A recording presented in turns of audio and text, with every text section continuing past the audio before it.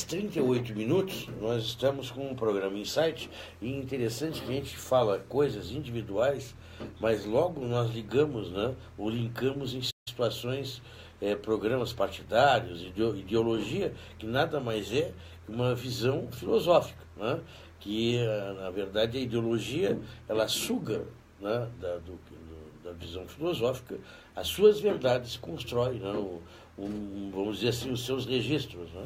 Mas de qualquer forma são ideias das pessoas, né, Newton? Que já tiveram pensadores, né? Deixando assim quase que uma linha de conduta, vamos dizer assim. Leandro, vamos agradecendo a doutora Fernanda Haas, que entrou aqui no Facebook, nos cumprimentando e curtindo o programa, nos acompanhando.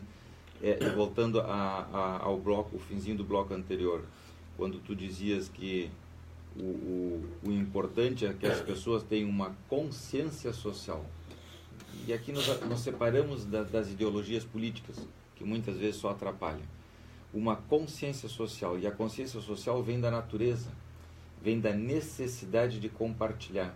Por exemplo, o homem do campo, que não tem hospital perto, que nem todo mundo tem carro, automóvel, que nem todos têm luz elétrica, que nem todos têm acesso ao ônibus que passa às vezes 4, 5, 6, 7 quilômetros de distância, que nem todos conseguem chegar em casa quando chove porque as estradas são horrorosas, e eles aprendem naturalmente a se ajudarem. Assim como os povos da Amazônia, nossos índios da Amazônia, do Mato Grosso, do Pará, da Amazônia como um todo, sim, incluindo o Pará, da região, assim como os povos do interior da África, assim como os povos, as pessoas das cidades pequenas do interior, que sabem que tem que se ajudar, porque desse mutirão vai depender o bem-estar deles. Hoje sou eu que fico atolado no barro, amanhã és tu, depois de amanhã é um outro vizinho. Se nós não nos ajudarmos, nenhum de nós vai chegar em casa em determinado momento em situações mais complicadas. Ou se um amigo meu adoece, eu posso, e meus filhos vão para a mesma escola que ele, eu posso ligar para esse amigo, e devo ligar para esse amigo e me oferecer para levar e trazer as crianças, para que ele possa cuidar da saúde dele, e para que a esposa dele possa se dedicar mais à saúde dele, e deixar as crianças livres comigo, para que eu possa ir e vir. Isso é da natureza. Ou seja, da mesma forma que eu sinto que em algum momento isso pode acontecer comigo, e é necessário que alguém também me cuide dessa forma, e é muito bom que isso aconteça, eu também tenho que cuidar dos outros. E assim, esse ajudar mútuo que vem da história de vida de cada um, isso é essa consciência social, que não tem nada a ver com socialismo, ou com comunismo, ou com ideologia política, ou partido político. As pessoas têm que ter isso em casa. Então, é um indivíduo que de repente, no trânsito, vê um outro apertado, fazendo uma manobra equivocada, por 1000 razões. Ontem, na chuva de granizo, no vento forte, a água subiu na calçada, tinha carros boiando, o indivíduo que vem num carro mais alto passa pelo lado do outro e joga água para dentro do carro, porque a água já está pertinho da porta, quando passa, faz a marola, joga água para dentro do carro do outro. O indivíduo não está nem aí, porque ele está num carro mais alto, maior, empurra a água. E ainda sai rindo muitas vezes. Então, olha o que eu fiz com o outro. Ou passa na poça d'água para quem está esperando na parada do ônibus, esperando, e joga água ou barro nas pessoas que estão na parada do ônibus. Qual é a consciência social que tem um sujeito desse? Nenhuma. Então, essas pessoas, falta para essas pessoas, isso ao qual nós nos referimos dessas pessoas mais humanas. E a natureza nos humaniza. As ferramentas, a tecnologia nos desumaniza. O exemplo é o celular. Todo mundo se relaciona com todo mundo, todo amigo de todo mundo, mas amigo de quê? Colocando carinha, facezinha, sorrisinho, curtindo o programa, o que o outro escreveu, nem sabe onde é que o outro está, nem sabe que se o outro está doente por morrer, ou vivo, ou sofrendo de alguma coisa. Que amigo é esse? Não é amigo nenhum, mas é um amigo frio, distante, que não se envolve. Não cria nenhum vínculo, então, muitas vezes, né? Eu ontem falava com um amigo e dizia para ele algo que aqui nós já conversamos e tem a ver com isso. Eu dizia para ele, olha, nos tempos antigos, e muitas vezes já falamos sobre isso, as pessoas podiam falar do amor, mas não podiam se tocar, e nós tínhamos a seresta. Nos tempos modernos, as pessoas podem se tocar, mas não podem falar de amor. Temos o fenômeno do ficar. E agora surge um fenômeno novo, que é o fenômeno do celular, onde ninguém toca e ninguém ama ninguém. manda as figurinhas, os beijinhos, os coraçõezinhos, dizendo que isso é amor. Isso não é amor. Mandar um coraçãozinho para alguém que está a 10 mil quilômetros de distância, ou a 5 mil quilômetros, ou está na mesa ao lado no restaurante, como às vezes a gente vê casais que vão para o restaurante. Até transar em uma criação nova agora. Por internet. Me surpreendeu, Newton. Né? Uma pessoa bonita, né? Ela tirou a roupa, né? Tirou a roupa na internet. Pela internet. E queria que eu também tirasse a roupa e botasse no campo. Para transar. Mas que loucura isso aí. Essa é uma modalidade nova que surge. Se antes nós dizíamos a repressão recai sobre o corpo e libera o afeto, e aí tínhamos a seresta, e depois a repressão recai sobre os afetos e temos a liberdade do corpo e temos o fenômeno atual do ficar, agora a repressão recai sobre o afeto e o corpo, aí temos a internet. Porque ninguém toca em ninguém e ninguém ama ninguém. Sim, mano. É só uma imagem. Uma imagem. A carinha, o coraçãozinho, que às vezes até pulsa. É muito bonito, é legal isso. Mas é a expressão máxima da repressão. Então, estamos paulatinamente piorando. As relações estão ficando cada vez piores. Dá para dizer que isso é uma relação sexual? Né? Não, com certeza. Não tem como, né? É uma masturbação. Se tu perguntares para alguém que vive esse mundo cibernético, o indivíduo vai dizer, não, realmente é. Não. Até encontrei minha mulher aí num programa, num programa desse de encontro e tal. Claro. Não, tem pessoas que vendem ali, mulheres, né? Que vendem a nudez, né? E eu acho que deve ganhar, porque estão sempre fazendo, não deve ser ganhar pouco, né? Mas me chamou a atenção, assim, propor sexo via digital é uma coisa absurda. Já existe há bastante tempo, agora está um pouco mais difícil.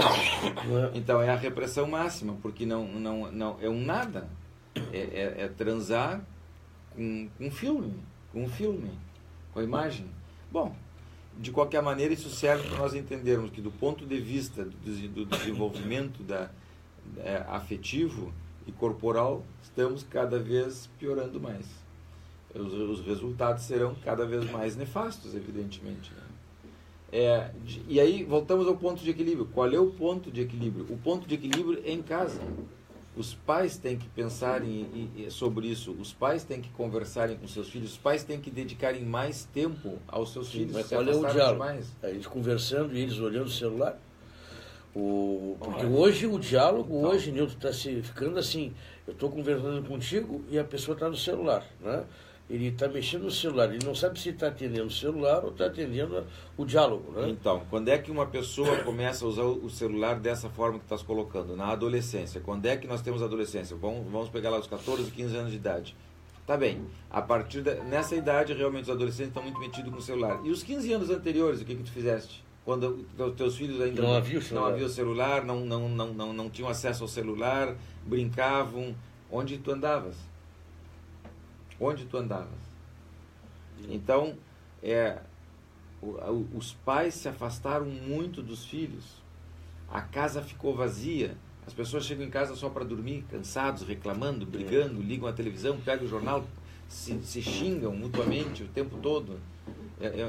Os filhos sentem que são um atrapalho nas vidas dos pais, que só incomodam, que criam demandas, que os pais têm que se estribucharem trabalhando para ter dinheiro cada vez mais, porque a vida é cada vez mais exigente, a competição, o celular 5, 6, 7, 10, o S não sei o que, o X agora, o Plus, se o indivíduo não tem, ele é inferior ao outro, e os pais trabalhando, correndo. E o mais importante, que são as relações, vão ficando de lado, porque o material, a competição, a rivalidade, o ter mais, a posse, que tu fazias referência no início do programa, passa a ser o mais importante. Quem é que gosta de andar com um celular, um carro velho, um carro antigo, usado? É sinal de que o indivíduo está quebrado. Um celular velho é sinal de que ele é burro, ignorante, não usa a tecnologia, e assim sucessivamente. Então temos valores distorcidos que vão nos fazendo... Mas, Nilton, não faz muito tempo eu estava usando um celular daqueles bem antigo, né? Sim. E todo mundo que eu conheço, mas tu não renovaste o teu celular, tu é atrasado. Agora tu tá Agora eu comprei um que tem WhatsApp, esse aí. Mas eu acho isso, Nilton, né? toda hora chamam a gente, está fazendo uma coisa, às vezes, pá, vem ali algo que de repente não tem importância nenhuma, Nilton. E tu deixa de estar fazendo, dar atenção àquilo que tá, né, é importante para tu olhar uma bobagem, né? E tirar o teu foco. Né? É muito fácil para o psiquismo humano tirar o foco das relações e colocar noutra coisa. Porque as relações, a não ser quando o indivíduo quer se beneficiar, ou está excitado, ou quer conquistar, aí ele se foca, mas sempre muito voltado para o umbigo dele, como dizia o Neri no bloco anterior, muito narcisicamente, né? Buscando o bem-estar, a satisfação e o prazer dele. Depois se desliga, se desconecta, o parceiro ou a parceira pode estar morrendo e ele nem sequer enxerga, né? Isso vale também para as relações entre pais e filhos, né? Os filhos enxergam um pouco os pais enxergam muito pouco os filhos, e temos resultados dramáticos muitas vezes em função disso. Agora, hoje a vida moderna te conduz a cada vez tu te perder mais essa palavra humano, né? Porque as tuas relações são virtuais, são, no caso do computador, né? Há a distância cada vez maior entre as pessoas. O bom diálogo, né? Sentar numa mesa, até na noite, né? Tomar uma cerveja, conversar, isso aí às vezes fica... Primeiro é a internet, né, Nilton? Bom, isso nos permite fazer um prognóstico das relações futuras. Vão ser piores. Certamente as relações das comunidades e tudo mais no futuro serão muito piores das que nós temos agora, porque tudo aponta para um distanciamento, para um esfriamento, para uma desconsideração, um desrespeito, não se importar com o outro cada vez mais. Mas será que a nossa geração não está aceitando isso por uma questão conservadora? Ou isso é uma deformação ou uma evolução? Aliás, isso é uma pergunta que a gente pode fazer várias vezes, né, Nilton? Porque para quem é de uma geração, sempre que vem na novidade é uma destruição, não uma evolução. Bom, depende de como tu usa. A ferramenta ela é muito interessante e facilita o homem. Se tu pegares a história da humanidade, dos pré-humanos até agora, as ferramentas sempre foram extremamente interessantes. Quando o indivíduo começou a usar a pedra, quando começou a usar o pau, o galho como ferramentas, de lá para cá só aumentou a capacidade intelectual dele. Isso foi bom. O problema é quando as ferramentas passam a te administrar. Uma coisa é tu usares as ferramentas para melhorar a tua vida, e outra coisa é tu usares a tua vida para ficar ao serviço da ferramenta. E com isso nós temos um inferno instalado, porque tu passa a ser um escravo, tu te despersonaliza, te descaracteriza, te desumaniza, como tu dizias. Quando uma pessoa tem que passar 2 noites sentada ao relento para poder comprar o último lançamento de um determinado telefone celular, esse indivíduo está doente. Uma pessoa normal não faz isso. Uma pessoa normal vai na loja e compra. Ah, mas eu sou colecionador, eu quero ser o primeiro no mundo a comprar. Mesmo assim, tá bem, pode, tem a liberdade para isso, não está prejudicando ninguém, está só se auto-prejudicando, mas é um direito dele, quietinho, sentar ali e ficar ao relento. Mas que valores são esses? Onde é que essa pessoa vive? De onde ela vem? Com quem ela conversa? Que valores são esses? Agora, isso talvez é uma das razões, né, que alguns grupos se fecham em ideias antigas, né? Por exemplo, religiões que são fecham a porta para qualquer coisa que toque modernidade, consciência, né? Então fica mais fácil como ponto de conforto, né? Aí temos o encerramento novamente. O indivíduo se encerra num conjunto de ideias e todo mundo fica aprisionado ali. Tem um filme que é bem legal as pessoas assistirem em casa, que se chama A Vila, que fala disso. A Vila é uma aldeiazinha pequenininha de uma comunidade um pouco religiosa, onde as pessoas partem do princípio de que o mundo fora da aldeia é muito perigoso, é cheio de monstros, animais perigosos, de tal forma que as crianças e os adolescentes da aldeia não se atrevem a sair dali, ficam com eles para sempre junto, não saem de casa, casam, mas ficam na mesma comunidade e tudo mais, até que uma menina se atreve por amor a um outro jovem que precisava de uma medicação, que eles não tinham na aldeia, e esse rapaz iria morrer, ela se atreve a romper essas correntes todas, e o desenlace é bem legal quando ela se dá conta que na verdade não existia muro nenhum, não existia monstro nenhum, que tudo aquilo era inventado pelos pais para eles não saírem de casa. Então ficavam endogamicamente encerrados dentro de uma comunidade muito pequena, achando que o mundo era aquilo, enquanto que o mundo era muito maior. Então as pessoas ficavam encerradas por medo, desde pequenininhas eram aterrorizadas com o fato de sair de casa. A rua passava a ser um perigo muito grande. Mas quando é que nós não fizemos isso, Newton? Né? Aqui tá... Aquilo que é desconhecido é o monstro. Né? E muitas vezes os pais se valem de ameaças para fazer os filhos ficarem em casa e não crescerem. Claro. E aí cria uma pequena comunidade endogâmica de encerramento, empobrecimento, e essa é uma comunidade que vai dar para trás, evidentemente, porque não vai assimilar as ferramentas que o mundo oferece para poder explorar o mundo de uma forma mais adequada. Então, o problema está no equilíbrio. Voltamos à questão do Neri e a tua também. É o ponto de equilíbrio, como tu usas as coisas na vida, em momentos que tu usas. Ficar sem celular é legal? Não, ficar sem celular não é legal. O celular é uma ferramenta fabulosa, te poupa tempo, dinheiro, tu pode inclusive organizar a tua vida para sobrar mais tempo para ti, tu paga as contas através dele, tu tens acesso à tua conta, tu consegues falar com as pessoas à distância, muitas vezes sem precisar viajar, tu estás acessível aos teus filhos 24 horas por dia, tu passa uma paz, tranquilidade, uma infinidade de coisas muito boas. Estou dizendo algumas só. É evidente que tem muito mais. Mas aí tu tens o celular ao teu serviço. Agora, se tu não pode te desligar deles, tu não pode conversar com as pessoas porque tu tens que estar lendo o que está chegando a cada instante. E é infinita a possibilidade de chegar coisas a cada instante. O teu mesmo estava bipando, tu estás com o celular novo. Então eu sei que tu não ainda não conseguisse neutralizar, silenciar e tudo mais, porque tu estás há poucas horas com ele, mas está bipando, te chamando para conversa o tempo todo. Se tu não consegues desativar essas chamadas para conversa o tempo todo, que são infinitas, tu não vives a tua vida, tu vais morrer, para as tuas relações, para o teu trabalho, está interferindo até no teu trabalho, está bipando aqui dentro.